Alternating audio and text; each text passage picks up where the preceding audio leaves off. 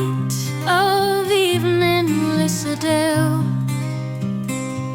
Great windows open to the south. Two girls in silk kimonos, both beautiful, one a gazelle, but a raving autumn shears blossom from the summer's wreath. The older is condemned to death.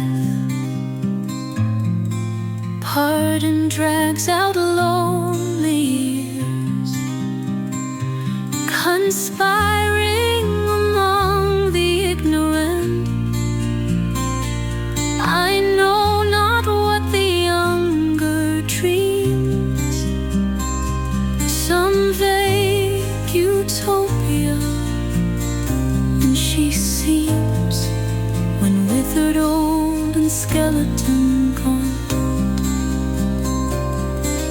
an image of such politics.